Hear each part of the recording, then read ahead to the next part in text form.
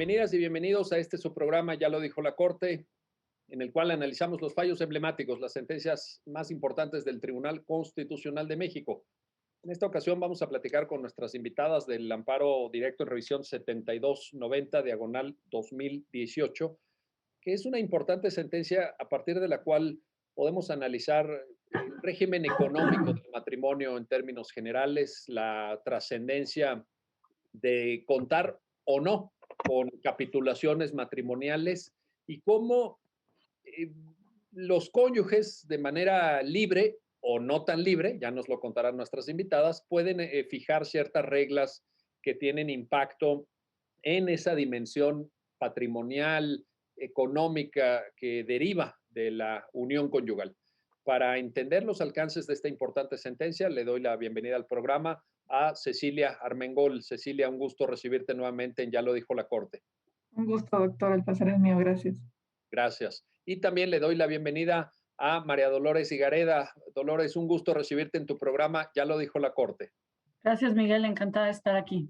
Oye, y si quieres empezamos contigo, Muy Dolores, bien. para que nos cuentes, por favor, si fueras tan amable, el caso. Es un amparo directo en revisión, entonces nos interesa mucho que nos ayudes a entender, Dolores, el contexto del que surge el caso y cómo llega hasta el planteamiento que tiene que resolver nuestra Suprema Corte, por favor. Claro que sí. Bueno, el caso, el problema jurídico que analiza la Corte es el análisis de la constitucionalidad de un artículo del Código Civil de Sonora que fue derogado en 2009. Y todo digamos que el caso empieza con que una mujer, que vamos a llamar Gabriela, pide el divorcio de su marido en ese entonces, que se llama, vamos a nombrar como, le vamos a decir Ernesto, para tener parámetros. Son nombres Y ficticios, ¿verdad? son nombres ficticios, sí, Perfecto. nombres ficticios. Entonces Gabriela pide el divorcio de Ernesto. Y en primera instancia el juez efectivamente disuelve el vínculo matrimonial, queda disuelto el matrimonio. Y como el matrimonio, dice el juez, se celebró bajo el régimen de separación de bienes, la norma aplicable tenía que ser el artículo 270 del Código Civil, que estaba vigente en el momento en que se casaron. Y por lo tanto, ante la falta de capitulaciones matrimoniales de las personas de Gabriela y de Ernesto, se tenía que disolver el matrimonio, o sea, en el régimen patrimonial, bajo una figura que contemplaba ese Código Civil, que es la sociedad legal. ¿Por qué? Porque ese artículo decía que los cónyuges podían celebrar matrimonio bajo separación de bienes, sociedad conyugal o sociedad legal. Y si por algo no había capitulaciones matrimoniales, entonces el artículo, la norma prescribe o prescribía un régimen supletorio que es precisamente el de sociedad legal. Y es decir, los bienes que tenían Ernesto y Gabriela, el juez decidió que tenía que aplicarse el artículo 270 del Código Civil, insisto, derogado en 2009, porque se expidió un código de familia. Que fue a partir del 2009, es el que está vigente en el estado de Sonora.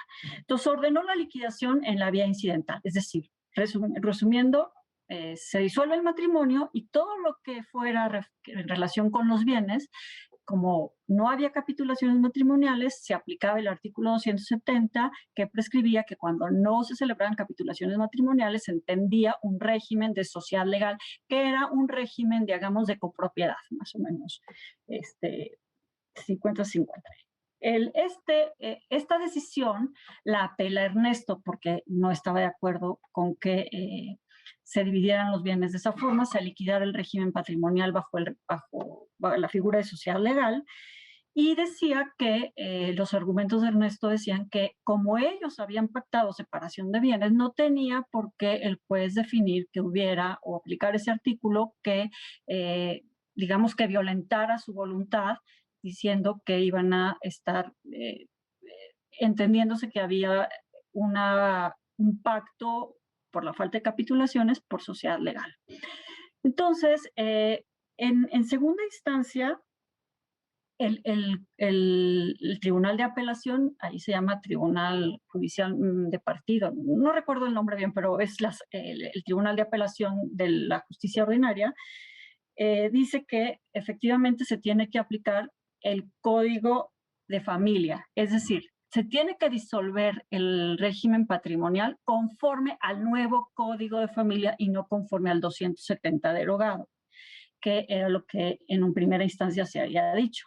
Esta decisión no le gusta a Gabriela y Gabriela decide, por lo tanto, irse al juicio de amparo. Ella peleaba que se aplicara el artículo derogado, el 270, que prescribía que cuando no hubiera capitulaciones, entraba entonces, se entendía que debía aplicarse sociedad legal. El tribunal colegiado le concede el amparo y efectivamente dice, ella uno de sus argumentos principales es que se estaba aplicando retroactivamente una norma que no estaba vigente cuando ellos pactaron el régimen matrimonial. Entonces, ella cuestionaba que por qué en el Tribunal de Apelación se había dicho que se aplicara un código civil que no estaba vigente en el 94, que fue cuando ellos se casaron. Entonces, el tribunal concede y sus efectos del amparo fueron que se dejara insubsistente la sentencia que estaba reclamando, que se dictara una nueva resolución en la que no se aplicara el código familiar y que se resolviera la cuestión de la disolución del vínculo, perdón, del régimen patrimonial conforme al artículo 270 del Código Civil, que, insisto, estaba derogado ya, pero fue la norma que regía en el momento que ellos se casaron. Contra la concesión del amparo, a Ernesto no le gusta la concesión del amparo, está inconforme y entonces promueve un recurso de revisión. ¿Y qué es lo que hace Ernesto en este recurso de revisión? Cuestiona la constitucionalidad del artículo 270 que el colegiado mandó que se aplicara para disolver el régimen patrimonial del matrimonio. Ernesto, ¿qué dice? Finalmente dice como dos argumentos muy centrales, que es inconstitucional ese artículo 270. ¿Por qué? Porque si ellos habían pactado que su matrimonio como régimen matrimonial tuviera la separación de bienes, el aplicar un régimen supletorio violentaba, uno, el libre desarrollo de la personalidad, autonomía de la voluntad, y dos, la propiedad, porque de alguna manera estaba imponiendo algo que ellos no habían elegido libremente al momento de celebrar matrimonio. Y es por esto que llega a la Corte, para cuestionar la constitucionalidad del artículo 270 del Código Civil del Estado de Sonora, porque prescribía un régimen supletorio en el caso de que no se pactaran capitulaciones matrimoniales. Aquí es interesante porque el artículo 270 lo que decía era que al momento de celebrar el matrimonio había que escoger un régimen patrimonial y luego se podían celebrar las capitulaciones matrimoniales. Si no se celebraban, entonces entraba el régimen supletorio, que era la sociedad legal. Esto es como la litis, cómo llega a la Corte, y la Corte lo que revisa es la constitucionalidad del artículo 270 del Código Civil de Sonora.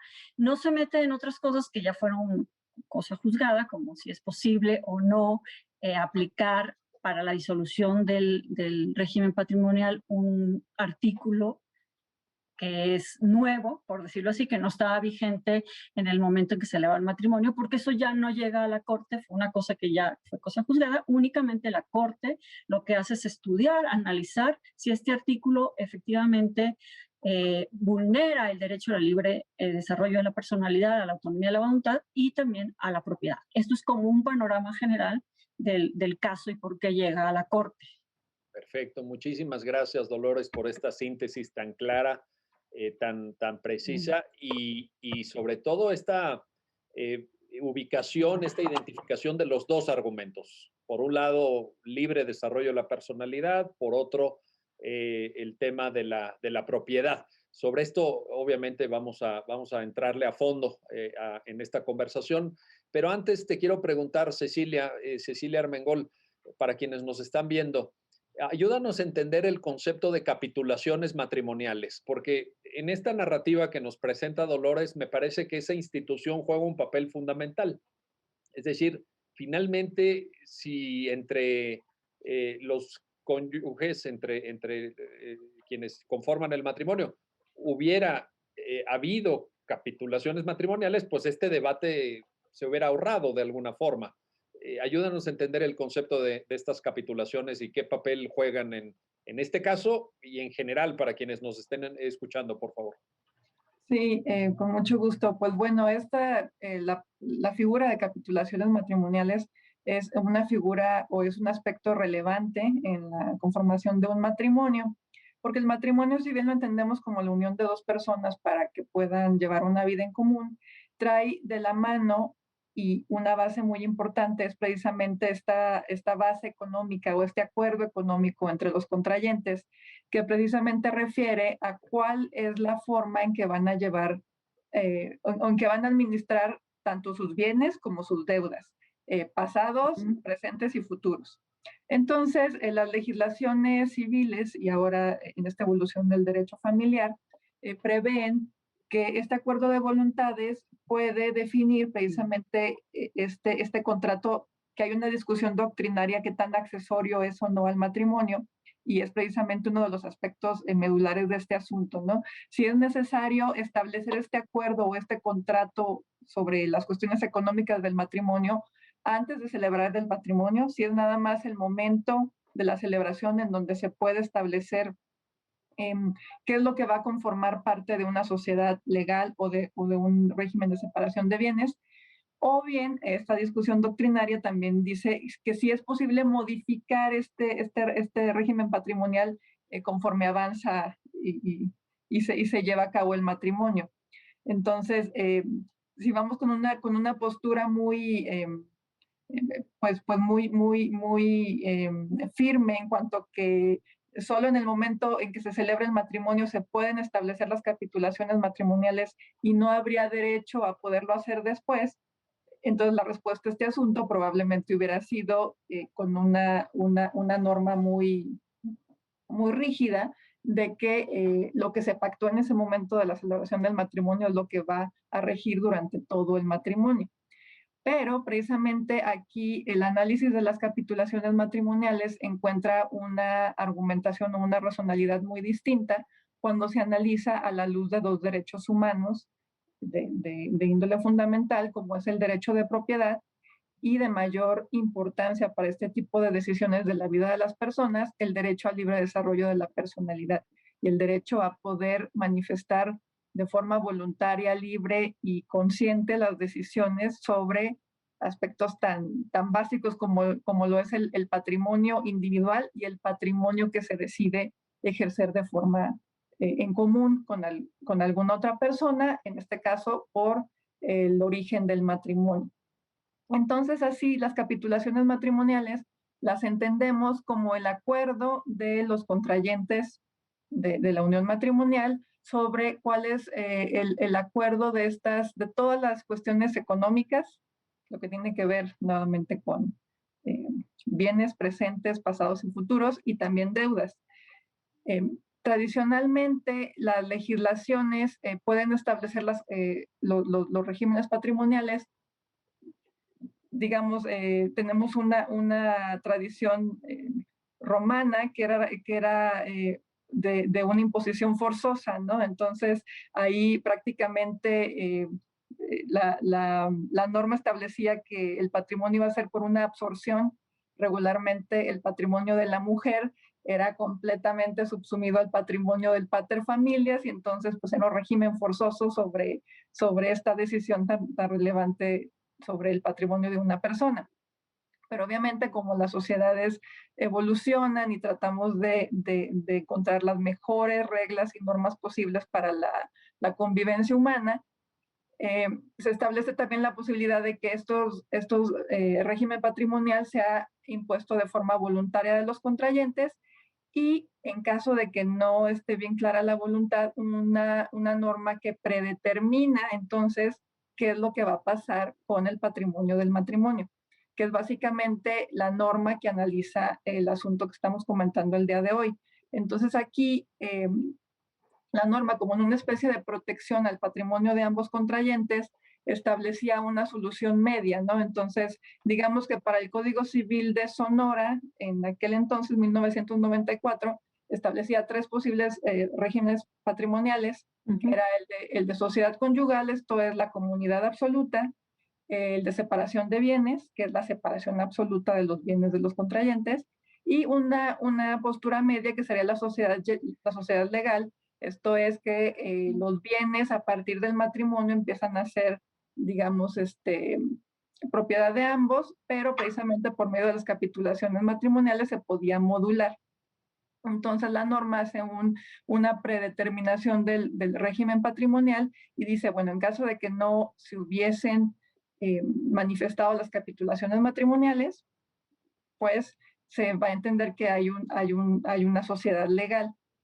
Ahora, las capitulaciones matrimoniales, ¿cómo deberían de establecerse? Regularmente es un acuerdo. Si son bienes que deben de estar formalizados en una escritura pública, como lo es, por ejemplo, un bien inmueble, pues tiene que constar en escritura pública. Entonces, si no se tiene ese tipo de contrato o de acuerdo respecto de determinado bien, pues se entiende que no hay capitulaciones matrimoniales. Ahora, también hay normas como aquí Ciudad de México, que ante falta de capitulaciones matrimoniales, la predeterminación del régimen patrimonial entonces es una separación absoluta, ¿no? La separación de bienes.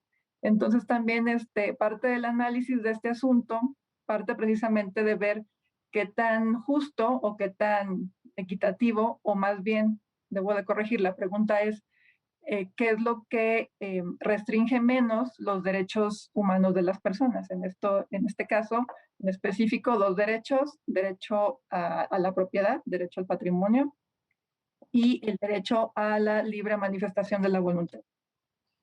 Muchas gracias, Cecilia, por esta explicación. Y fíjate, escuchándote, estoy seguro que muchas personas que estén viendo el programa estarán tomando nota detallada de esta explicación. Y habrá otros que pensarán, ¿cómo no escuché a Cecilia Armengol antes, hace algunos años, ¿sí o no? ¿Verdad? Porque todas estas cuestiones pues tienen gran trascendencia. A veces uno se plantea el matrimonio como un acto incluso de características sociales, festivo, simbólico, que lo es, evidentemente, pero esta cuestión que nos planteas de índole patrimonial también tiene su relevancia, también tiene su importancia. A lo mejor no tanta cuando las cosas van bien, ¿no? Cuando todo el mundo es feliz, pero cuando vienen las desavenencias, vaya que muchos hubieran querido tomar nota de lo que dijiste, y espero que los que están por casarse efectivamente la hayan tomado. Bueno, déjenme hacer una pausa, no se vayan, regresamos enseguida para continuar en esta conversación sobre el amparo directo en revisión 7290, diagonal 2018, con nuestras invitadas. Regresamos.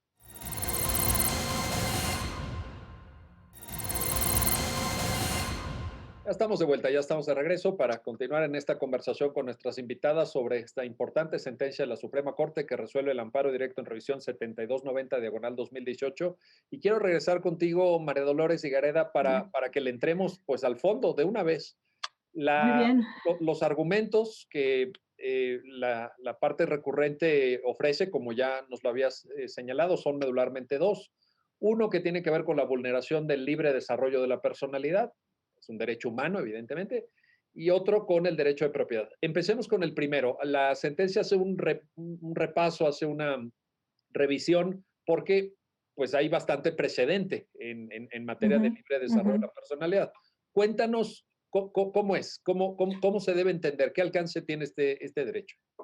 Bueno, el estudio de fondo, una vez planteados los argumentos que sintetizaste ya, Miguel, es efectivamente decir, a ver, tú, Ernesto, dices que el régimen supletorio, sociedad legal, vulnera el derecho al libre desarrollo de la personalidad y el derecho a la propiedad. Vamos a ver qué son estos derechos y vamos a ver si en el caso particular efectivamente la norma transgrede, dadas las características del caso. Entonces, lo que hace primero en el estudio de fondo el proyecto es decir que abordar este tema tan importante e interesante del libre desarrollo de la personalidad, y para eso hace como una recopilación o síntesis de los precedentes o de los precedentes más relevantes que ha tenido la Suprema Corte en esta materia. Y quiere decir que el libre desarrollo de la personalidad es un derecho muy interesante y muy importante que la Corte ha ido desarrollando jurisprudencialmente, sobre todo, porque no está precisamente delimitado, delineado, expuesto propiamente en la Constitución, sino que se deriva de la Constitución a partir de la dignidad humana. Y quizá lo hemos oído hablar, sobre todo en la vertiente de autonomía de la voluntad, cuando se habla de contratos y cuestiones más bien pues esto, ¿no? Contratos no tanto en el régimen de familia, pero últimamente, insisto, la jurisprudencia de la Corte ha hecho como mucho hincapié en la importancia de este derecho y cómo repercute en las relaciones familiares, incluso pues para el mismo divorcio, etcétera. Pero bueno, en el caso concreto, este recuento de precedentes nos dice que si bien no hay un derecho al libre desarrollo de la personalidad explícito en la Constitución, este sí se deriva de la dignidad humana, en el que el proyecto de vida de una persona es totalmente respetable y el proyecto de vida de una persona tiene que ser libre, tiene que ser autónomo, y de alguna manera el Estado no puede intervenir sin tener una causa muy justificada en lo que la persona decida hacer con su vida. De alguna manera, el libre desarrollo de la personalidad nos dice que tiene que ser la injerencia en el proyecto de vida de una persona, la injerencia del Estado tiene que ser muy robusta, y el Estado primero se tiene que alejarse o dejar sin imponer un modelo de vida buena. Eso cada quien lo decide. Entonces, toda persona como ente autónomo, por su propia dignidad, puede escoger el estilo de vida, el proyecto de vida, los horizontes que vayan con sus valores, con sus principios, con su forma de ver y abordar la vida, y esto tiene que estar respetado por las autoridades estatales, por los terceros, siempre y cuando evidentemente no dañe derechos de terceros. O sea, sabemos que los derechos nunca son absolutos, pueden tener ciertos matices, pueden ser modulados, pero y más si están en colisión uno con el otro, hay que ponderar cómo se va a sopesar esto. Entonces, de alguna manera, diciéndolo como rápidamente, el derecho al libre desarrollo de la personalidad es ese derecho que tenemos todas las personas para decidir nuestra forma de vida, un proyecto de vida autónomo como queremos. Aquí, en el caso concreto, el derecho al libre desarrollo de la personalidad se plasmó mediante ese acuerdo de decidir que los bienes en el matrimonio iban a ser, su régimen patrimonial iba a ser por separación de bienes. Cada uno iba a conservar los bienes que tenía y por lo tanto, porque ellos pensaban que era lo mejor para su matrimonio, para su vida de relación de pareja, y por lo tanto eso tenía que ser respetado. Sin embargo, sí es interesante decir que y de alguna forma lo aborda el proyecto, que sí hay limitaciones al libre desarrollo de la personalidad, y sobre todo cuando se trata del desarrollo en el derecho familiar, que sí tiene sus matices propios el derecho familiar. Pues, por ejemplo, si hay ciertas obligaciones, no puede uno aducir o alegar que hay libre desarrollo de la personalidad y por lo tanto no voy a pagar una pensión alimenticia, por ejemplo. De alguna manera eso no puede inscribirse como un libre desarrollo de la personalidad, sino que sí tiene modulaciones propias del régimen de familia. Por tanto, en el caso concreto, el libre desarrollo de la personalidad se proyecta en el régimen que escogieron libremente en su matrimonio para proyectarlo sobre sus bienes, sobre sus deudas, sobre toda la cuestión patrimonial. Entonces, esto es un panorama o la panorámica del libre desarrollo de la personalidad, que hace un recuento, insisto, el proyecto de los precedentes para decir que efectivamente hay un derecho al libre desarrollo de la personalidad, y parte de este derecho es pactar qué régimen económico se quiere celebrar para el matrimonio que se está llevando a cabo en un determinado momento. Muy bien. Oye, fíjate, es que a mí me fascina y disfruté mucho la lectura de la sentencia, porque es una sentencia que ya tiene un recorrido histórico con buenos precedentes y que permite revisar, digamos, el tema del libre desarrollo de la personalidad. Y esta construcción que señalas, Dolores, pues que es una construcción realmente jurisprudencial, ¿no? Totalmente. Es lo que doctrinalmente denominamos un derecho implícito, que como tal, pues no tiene un soporte normativo, que digamos tal artículo o tal párrafo, etcétera, y que han generado argumentos y razonamientos jurídicos muy profundos en el trabajo de la Suprema Corte, como la propia sentencia lo ejemplifica muy bien.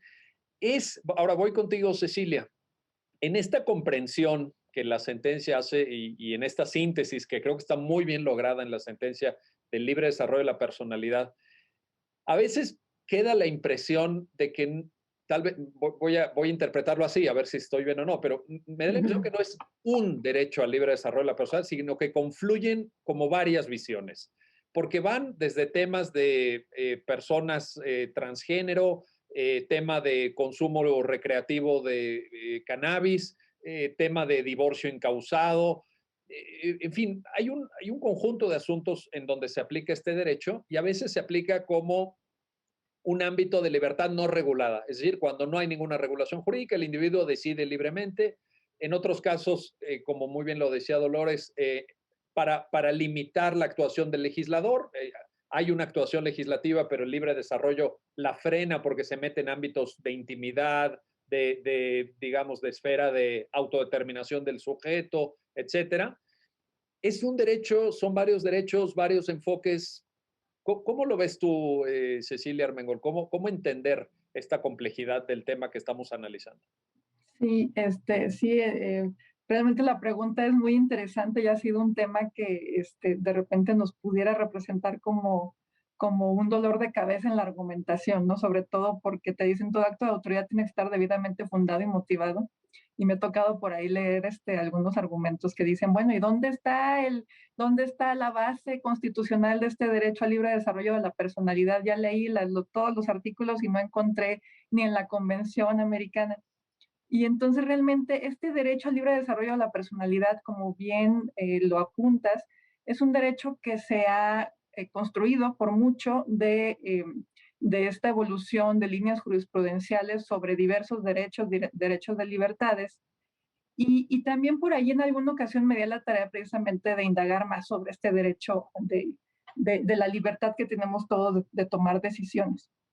Y bueno, si atendemos o si nos vamos a leer la Declaración Universal de los Derechos Humanos, es un ejercicio muy interesante para poder precisamente, si queremos buscar un fundamento, ¿no? En algún instrumento objetivo de este derecho, porque por allí comienza esta declaración y dice, todas las personas nacen libres e iguales en condiciones, y por ahí en otros artículos de esta declaración, creo que es el 22, te habla precisamente de que toda persona tiene la posibilidad o el derecho de tomar decisiones de su vida privada y precisamente en beneficio de esta paz social o de esta convivencia universal para el beneficio de la familia humana. Si mal no recuerdo, habla de familia humana y habla precisamente de esta autonomía de todas las personas y de este reconocimiento de estar en igualdad de condiciones para ejercerlos. Y entonces aquí encontramos el fundamento precisamente de la dignidad humana como miembros de esta familia de personas que somos y de un reconocimiento universal que es la base de todos los otros derechos humanos que conocemos, ¿no? Uno de ellos, el derecho a formar una familia por medio de la institución del matrimonio.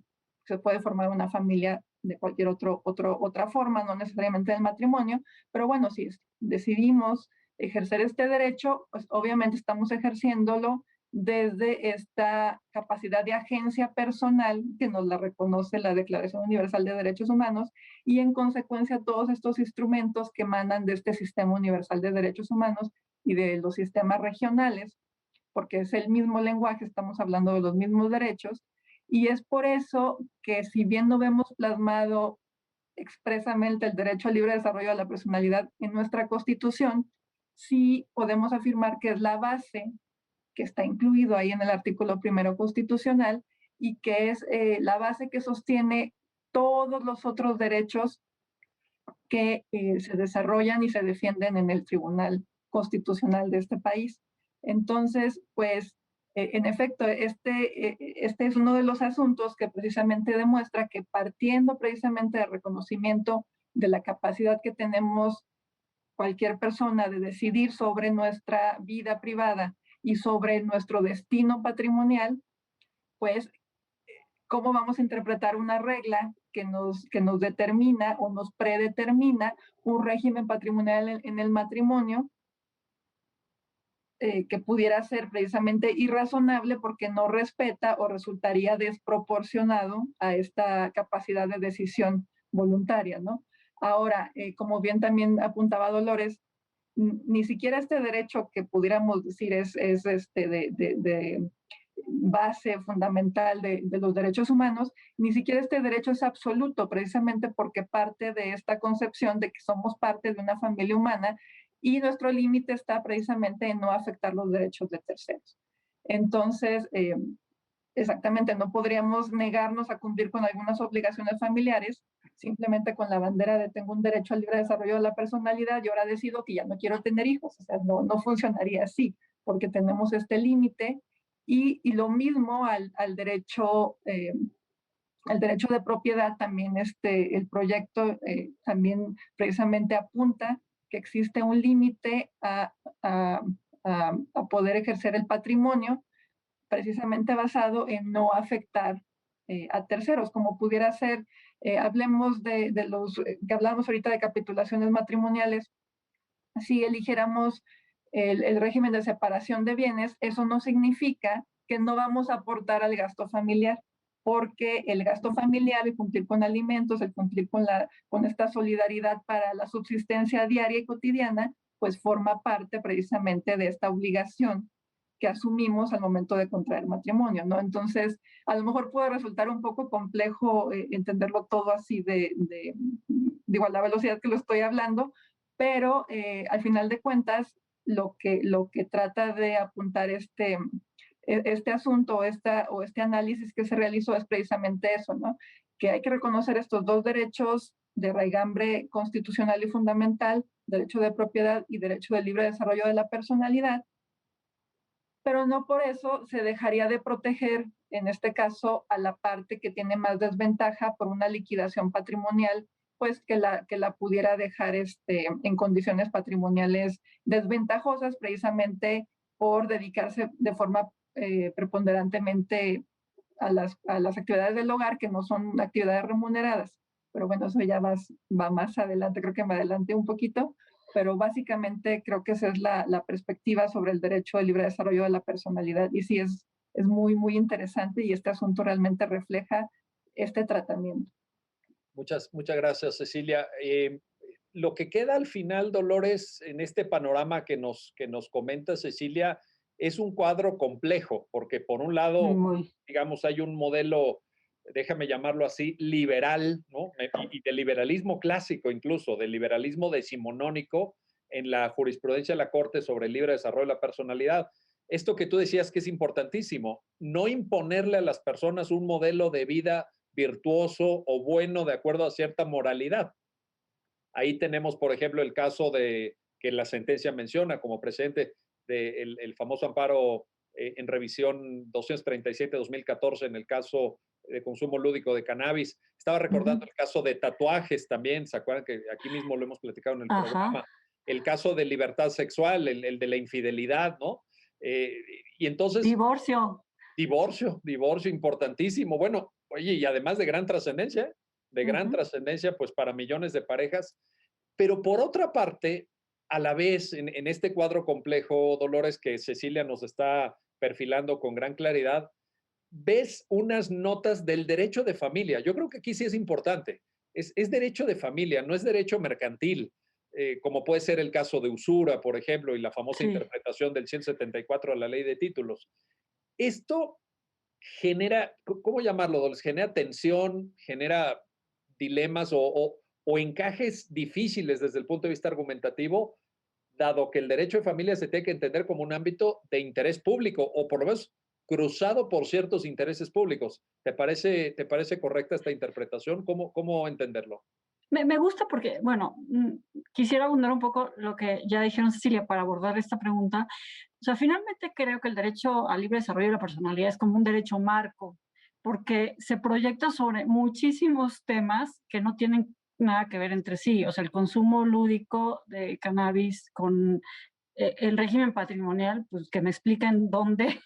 Sí, no, pues son No, no temas. tiene que ver, pero se proyecta en eso, se proyecta en la identidad sexual, se proyecta en el divorcio, es decir, algunos temas familiares y algunos no, pero es como un paraguas muy grande, ¿no? Y que finalmente lo que hace es poner a la persona en el centro y decir, tu proyecto de vida, como tú lo escojas, está bien, y el Estado tiene que respetarlo, salvo que se afecten intereses de terceros o valores ya pactados en la sociedad que podrían hacer que la convivencia sea muy difícil, pero en principio, y eso tendría que tener como una motivación muy reforzada, pero en principio cada uno tenemos un proyecto de vida y escogemos cómo llevar nuestra vida conforme a nuestros valores y principios. Ahora, en el caso de las relaciones familiares, efectivamente, el derecho de familia es un derecho muy complejo porque se conjuntan las cuestiones personales, individuales, autónomas, con otros intereses que precisamente el Estado tiene que proteger.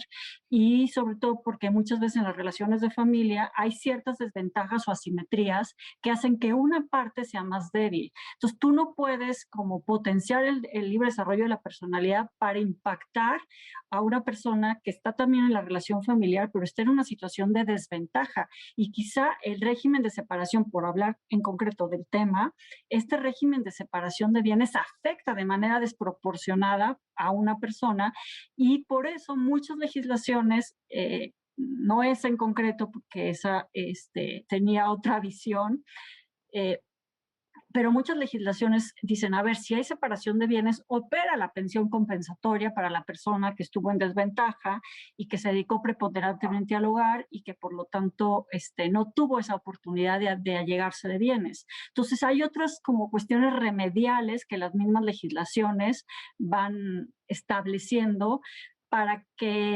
matizar este derecho al libre desarrollo de la personal o conjugarlo, como suavizarlo con otros valores también muy importantes que la persona decidió o eligió al momento de establecer su matrimonio y quizá tener hijos. O sea, de alguna manera también está aceptando las consecuencias de esa decisión de formar, en este caso, una familia con origen matrimonial.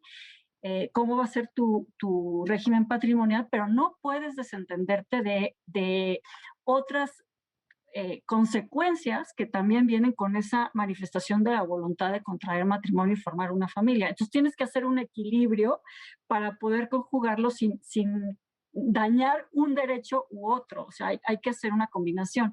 Pero por eso en este caso me parece que es sumamente importante ya el caso concreto, porque no necesariamente todos los casos van a llevarse a cabo así. O sea, este tenía unas particularidades muy específicas, una legislación que había que estudiar en conjunto, una falta de capitulaciones matrimoniales, pero a la vez una claridad en los mismos artículos en que nos decían que el régimen se escogía al momento de celebrar matrimonio. Las capitulaciones matrimoniales de alguna manera eran unos pactos que incluso se podían cambiar. Las capitulaciones matrimoniales no son de una vez por todos para siempre, nunca jamás, sino que las capitulaciones matrimoniales pueden modularse, pactarse, convenirse después también. O sea, esto también es importante saberlo, ¿no? Que no una vez que se escoge un régimen económico del matrimonio, no es totalmente, pues, por los siglos de los siglos, sino que puede posteriormente cambiarse de opinión, pero tiene que hacerle por las vías correctas. Eso es. No sé si abordé lo que... No, totalmente, y creo que sí queda el cuadro de un escenario complejo, donde conviven, y lo dijiste muy bien, por un lado libertades sustantivas, de fondo, elecciones de vida de los individuos, pero por otro lado, obligaciones que derivan de la propia realización del matrimonio, de la institución matrimonial y de la protección que está ordenada en la Carta Magna de la familia incluso. Bueno, déjenme hacer una pausa, no se vayan, regresamos enseguida para continuar en esta conversación con nuestras invitadas sobre el ADR, Amparo Directo en Revisión 7290/2018. Regresamos.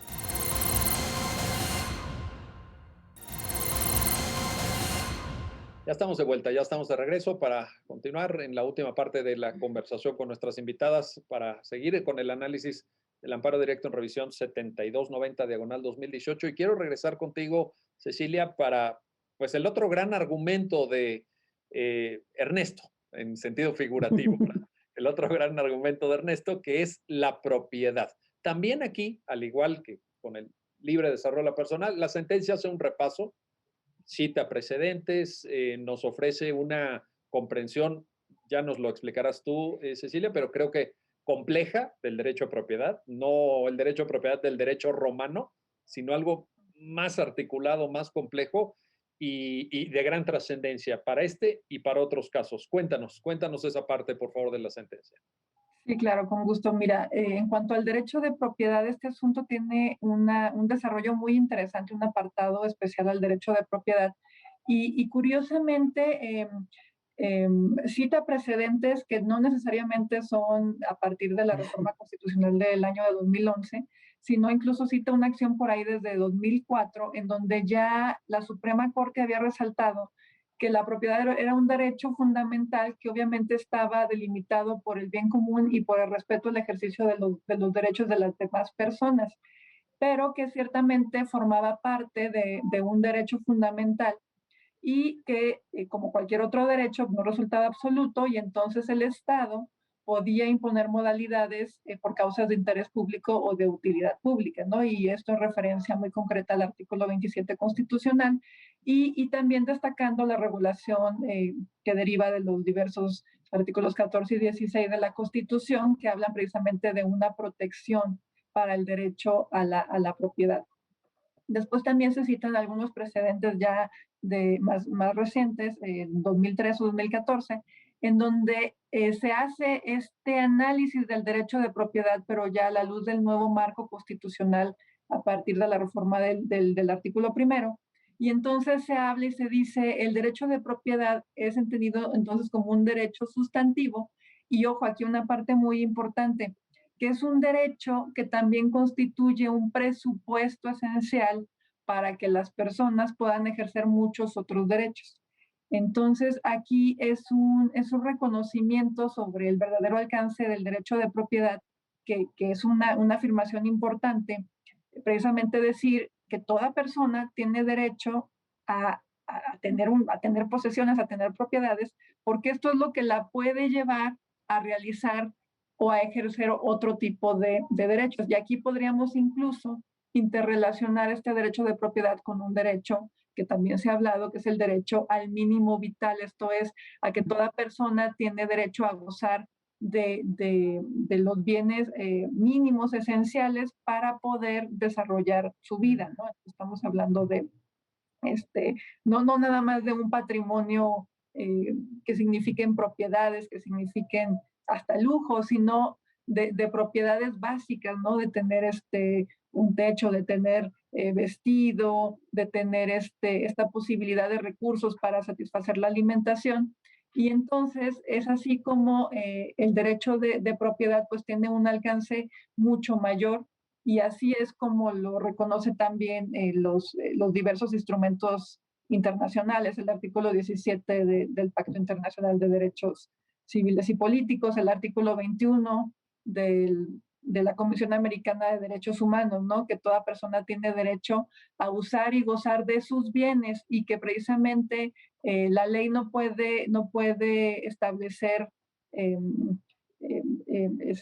pues alguna modalidad que signifique precisamente subordinar este uso y goce, salvo en los casos del interés social. Entonces, si esto lo trasladamos al análisis del derecho de familia, podemos encontrar precisamente que el derecho de propiedad pues encuentra una modulación válida constitucionalmente cuando lo que se trata es precisamente de la protección a este interés público, ¿no? Entonces, pensemos en los alimentos. Los alimentos son una cuestión de orden público, de interés público, que las personas que necesitan de estos alimentos precisamente los vean satisfechos por medio del cumplimiento de las obligaciones alimentarias, que si bien pudiera hablarse también que hay un auxilio del Estado para poder cumplir con estas obligaciones, pues precisamente recae digamos, en los progenitores, no hablando de los hijos, y hablando de una unión matrimonial, pues va a recaer precisamente con base a este principio de solidaridad familiar en la parte que tiene los mejores medios para poder satisfacer los alimentos del otro, ¿no? Y por eso aquí están, nuevamente interrelacionamos estos derechos familiares con el derecho a la igualdad y precisamente en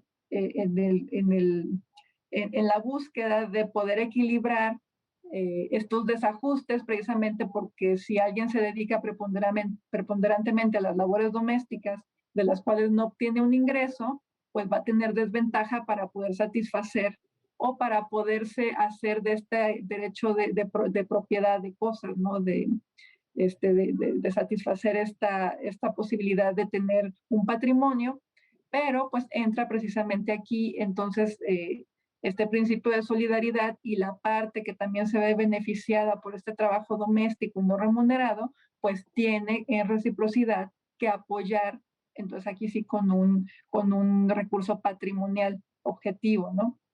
Y bueno, lo que hace el proyecto después de hacer un análisis mucho más profundo a lo que apenas dije, precisamente dice el derecho de propiedad, pues sí es un derecho fundamental, no es absoluto, en cuenta esta posibilidad de injerencia por parte del Estado y obviamente a la luz o en este juego con el derecho al libre desarrollo de la personalidad, se parte de varias cosas, ¿no? La primera es que toda persona tiene derecho a decidir si va a entrar a un régimen patrimonial de separación de bienes o de mancomunidad total o un término medio mediante capitulaciones matrimoniales, pero la ley, esto es la expresión del Estado por medio de una norma civil, pues no puede ser una injerencia prohibitiva precisamente al ejercicio de esta voluntad y a la protección del patrimonio individual. Pero a su vez, por esta cuestión de principios de igualdad y de solidaridad familiar, no se puede dejar en desprotección a la parte que tenga una desventaja patrimonial, ¿no? Y por eso hablábamos de esta situación tan compleja, ¿no? Y que no hay respuestas únicas, sino que la solución se da conforme las circunstancias de cada caso. En este caso, pues la solución obviamente era la norma sí resultaba inconstitucional bajo una interpretación así rígida, de decir, es el régimen que se predetermina porque la norma sí dice, lo cual pues vulnera desproporcionadamente estos dos derechos y también el de propiedad, digamos, del hombre, ¿no? Que decía, bueno, es que yo vengo en defensa de mi propiedad porque yo entré al matrimonio y de forma voluntaria mi idea era tener separación de bienes y ahora me dicen que los tengo que dividir el 50% con quien ya va a ser mi ex esposa, pues no se vale. Y obviamente la respuesta es, pues la norma sí te está afectando desproporcionadamente, pero hay un derecho precisamente que se resguarda para poderse ejercer en alguna otra acción posterior para que, si en este caso Gabriela, no decíamos el nombre ficticio, si en este caso Gabriela consideraba que pues tenía ahí una afectación precisamente por esta desproporción de haberse dedicado preponderantemente al hogar, pues podía pedir una compensación de tipo económica precisamente para equilibrar este patrimonio, ¿no? Y así quedaban prácticamente, bueno, así quedaron prácticamente resguardados tanto el derecho a la propiedad privada del hombre y el derecho a la igualdad y el reconocimiento a este libre ejercicio de la voluntad para reconocer un régimen de separación de bienes, porque así lo decidieron cuando celebraron matrimonio. Correcto. Oye, a ver, a partir de esta lógica, Dolores, que también nos pinta un cuadro complejo, imaginemos por un segundo que está viendo el programa alguien que es legislador, alguien que tiene a su cargo la tarea legislativa y que tiene de pronto la duda, ¿cómo lo hizo el legislador de Sonora? ¿Lo hizo bien? ¿Lo hizo mal? ¿En qué se equivocó? Porque pues no está fácil esta comprensión de cuadros tan complejos como los que nos acaban ustedes dos de describir. ¿Qué mensaje piensas, Dolores, que le está enviando la sentencia, más allá del caso concreto de Gabriela, de Ernesto, al legislador? Hay un mensaje ahí también para hacer las cosas bien, equilibrando estos aspectos, estos derechos desde la propia ley.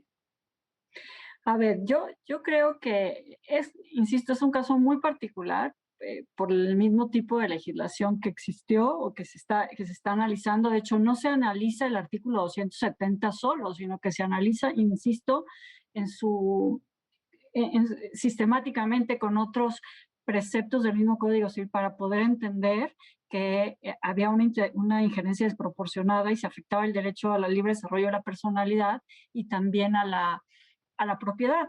Y yo creo que uno de los mensajes es que efectivamente las partes contrayentes de matrimonio son libres de establecer qué régimen económico desean para su matrimonio y este régimen puede pactarse, se tiene que expresar normalmente, los códigos civiles piden que sea en el momento de la celebración del matrimonio y si no se dice nada, sí hay regímenes supletorios en algunas otras legislaciones.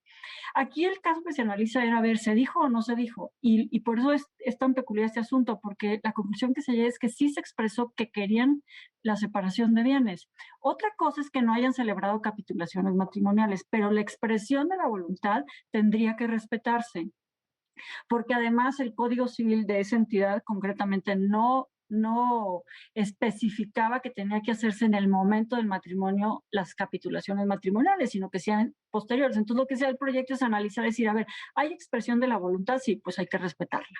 De alguna manera creo que el mensaje es este, o sea, la libre desarrollo de la persona, hay que respetar la expresión de la voluntad de las personas, pero no hay que perder de vista que muchas veces en el matrimonio, en las relaciones familiares, hay asimetrías.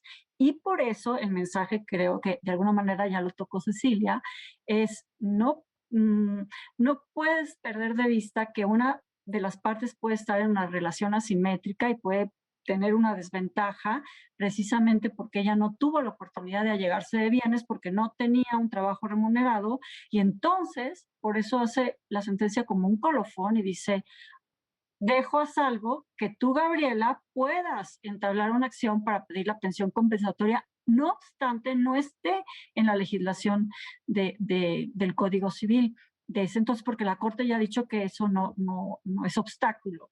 Entonces, de alguna manera dice, bueno, no es solo pues separación de bienes y pues ni modo, ¿por qué no lo pensaste en el momento de expresar tu voluntad? Sino que también alude a esa parte importante que es tener cierta perspectiva para ver quién dentro de la relación está en una posición de desventaja y solucionarla. Creo que el mensaje sería ese.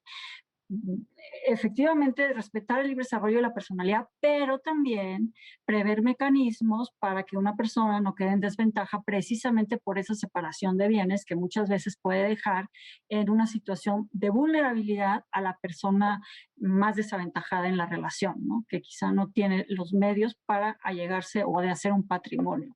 Creo que desde mi perspectiva, ese sería el mensaje al legislador y a todas las personas. Pues un mensaje importante, importante sin duda y una tarea que esperemos que tomen en cuenta los legisladores. Nos queda un minuto de programa, pero no quiero despedirme, Cecilia, sin plantearte esto. Lo que Dolores acaba de señalar me parece que proyecta dos distintos momentos. Por un lado, la definición del régimen patrimonial, ya sea con capitulaciones o manifestando la voluntad de los contrayentes, etcétera. Y otra que es la posibilidad de estas medidas de compensación o digamos, medidas de reequilibrio entre la situación patrimonial de las partes, pero vale la pena diferenciarlo, ¿no, Cecilia? Vale la pena, y yo creo que Dolores un poco lo dejaba en claro. Son dos momentos diferentes, ¿no?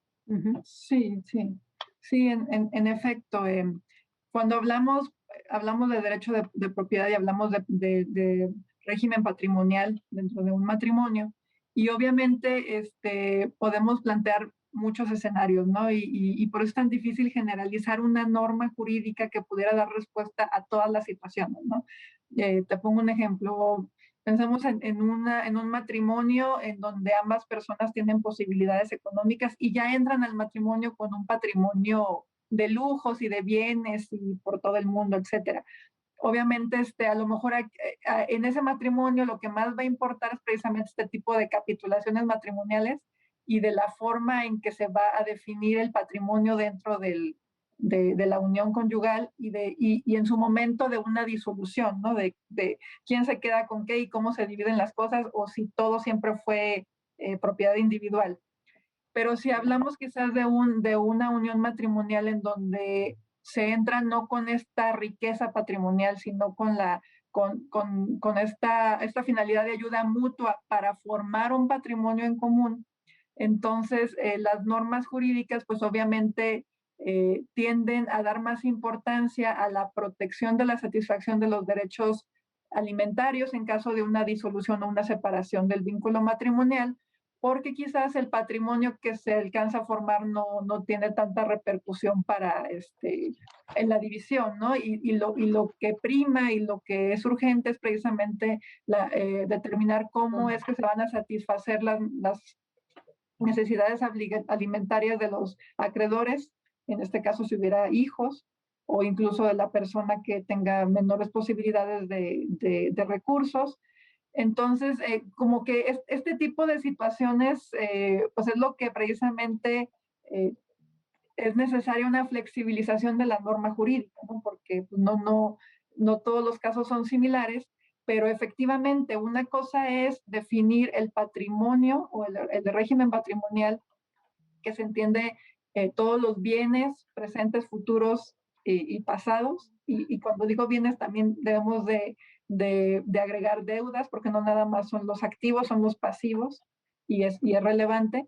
Y sobre todo, quizá para el público que pueda estar viendo este programa, saber que para la definición de este régimen patrimonial y de capitulaciones matrimoniales, sí es muy relevante el conocimiento y sobre todo la protección de los instrumentos adecuados para que se puedan expresar.